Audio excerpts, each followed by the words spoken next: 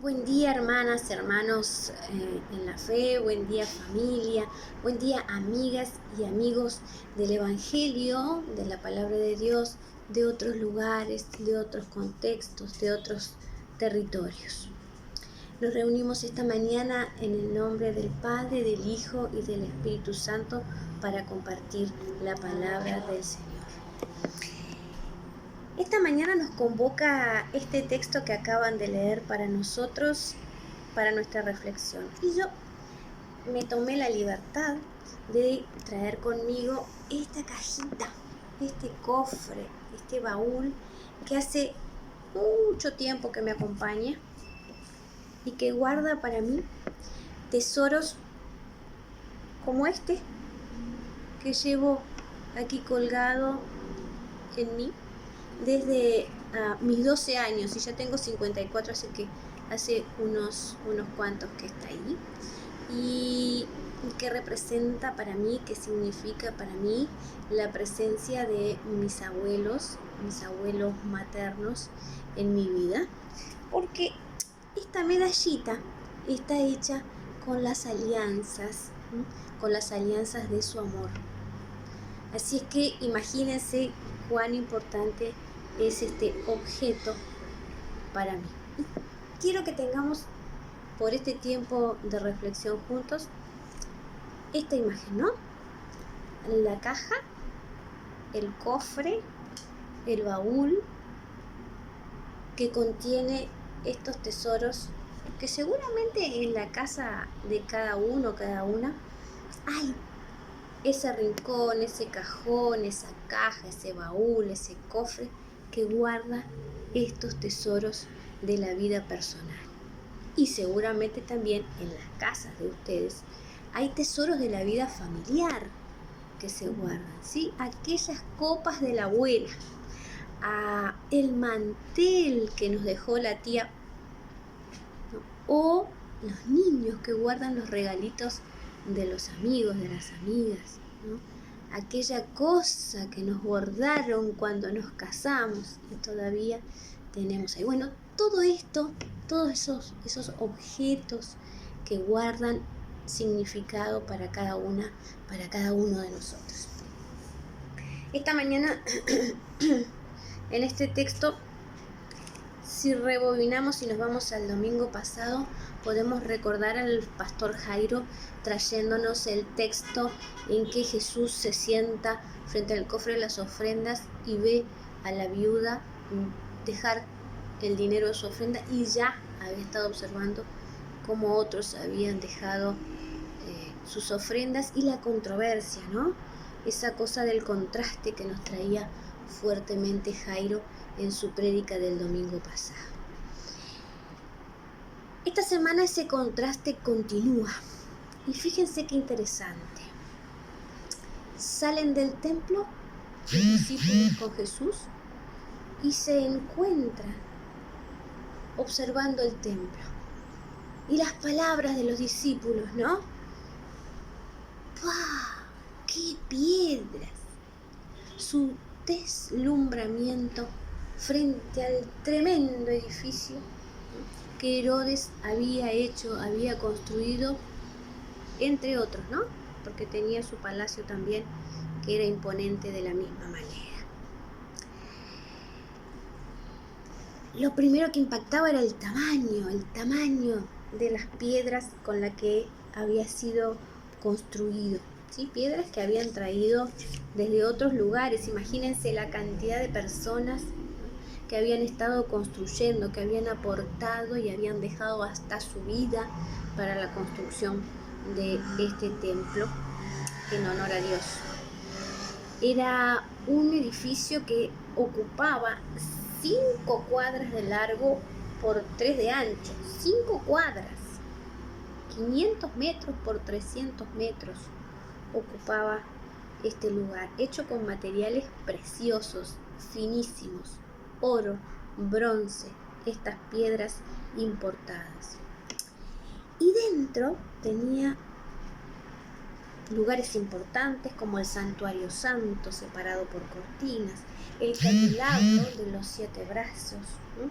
Que estaba guardado en el ejal, el placarcito, el mueble que contenía también los pergaminos de la Torá, la mesa de los panes de la proposición de oro y el altar de incienso, pero ya no tenía el arca de la alianza, que tenía, recuerden, las tablas de la ley, la medida del maná, el pectoral del sacerdote, la serpiente y la vara de Aarón. Estos habían desaparecido en la destrucción de Nabucodonosor. Y pensemos, todo esto había comenzado con esta cajita humilde que contenía estas cosas, que había acompañado el peregrinar del pueblo y que en algún momento quedó dentro de una carpa. Hoy nosotros le decimos carpa, ¿no? Aquel tabernáculo donde se guardaba y se podía sentir la presencia de Dios en medio del pueblo. Es con Salomón. David ya tenía muchas ganas de construirle un templo a Dios, donde guardar estas cosas, donde sentir su presencia en una casa. Pero es su hijo Salomón quien logra construir el primer templo. Y ahí comenzaron los olvidos, ¿sí? Comenzaron a olvidar el contenido, lo que significaba cada cosa en la historia de este pueblo, para deslumbrarse con la apariencia del envase, con la apariencia del templo. Salomón invierte en un templo espectacular que luego, como dijimos, comienza a ser saqueado hasta que finalmente se destruye. El continente se hizo muy importante y centro de la vida religiosa y política. Y por supuesto, como ya sabemos, fue muy cuestionado por los profetas, que denunciaban la idolatría a la belleza y al poder que significaba esa casa. Cuando Dios lo que estaba pidiendo, y el origen de todo esto, es: recordemos el momento en que tuvimos encuentros con Dios. Eso fue lo que nos fortaleció, lo que nos hizo pueblo para caminar hacia adelante.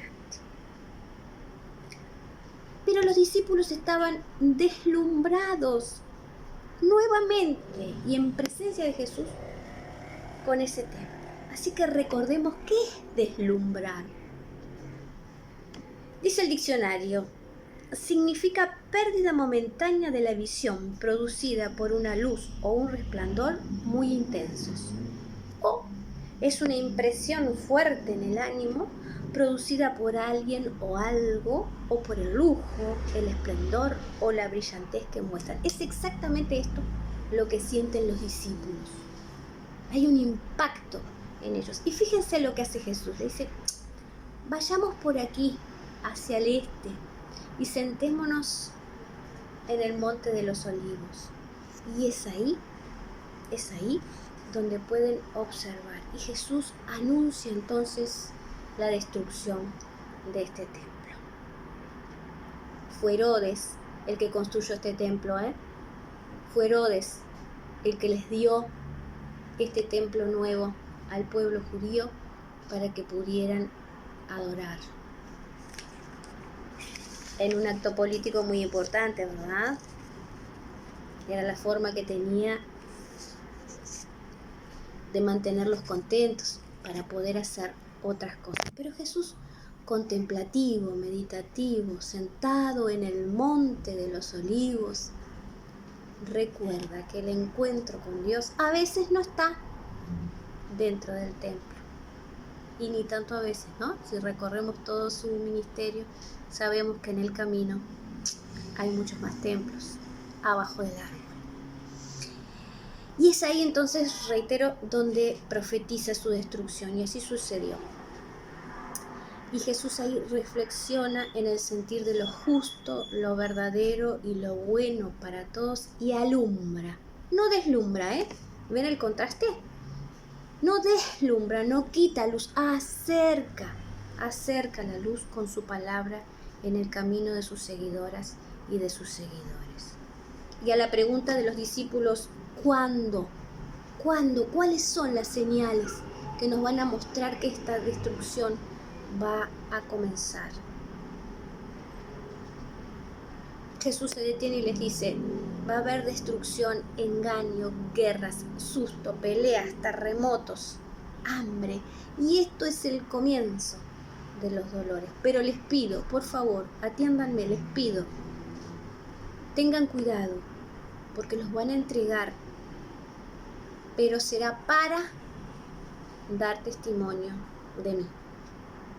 Hay un propósito en este tiempo de destrucción. Nada, ningún momento que vivimos en la vida está fuera de las manos de Dios. Todo tiene propósito para que se cumpla ese amor tan grande que Dios nos tiene. Siempre entre las grietas de la destrucción aparece la luz de la verdad. Al caer el ídolo se ve la presencia de Dios, esa compañía celosa de nuestro amor para con Él, que no se identifica con la opulencia opresiva, el imperialismo avasallante de su época, con ese ladrón de dignidad escondido en la mentira de la dominación. Aparece Jesús en la fuerza del pueblo rebelde, en búsqueda de su recuperación, de su tierra, de su cultura, en el año 70, en esa revolución que finalmente Tito termina de destruir el templo, ¿verdad? Y Jesús les dice, nuevamente va a haber una identificación con los más necesitados, sin lujo, un tiempo solidario, compasivo, justo, constructor de futuro con propósito, con Dios entre nosotros. Entonces, hermanas y hermanos, el domingo pasado Caín y Abel, la viuda pobre y los ricos, y hoy la construcción y la destrucción, el templo y el monte para la contemplación, la opulencia y la pobreza, y finalmente el deslumbramiento y el alumbramiento. Dos proyectos antagónicos. Dejemos que Dios, nuestro fiel compañero y amigo, alumbre nuestro andar en esta vida. El camino está trazado. Otros y otras han andado sobre él. No temamos y caminemos a la luz de Dios. Oramos. Señor y Padre nuestro, te damos gracias por este tiempo de reflexión, porque hoy contamos con tu palabra como guía, como luz en nuestras vidas. Te entregamos, Señor, nuestra vida para tu bien, para mi bien, para nuestro bien, para bien de la comunidad, respetando el bien común. Alúmbranos, Señor, para que esto se haga realidad, para que podamos ver la verdad. Esto te lo pedimos en el nombre de nuestro Señor Jesucristo. Amén. Vayamos en paz.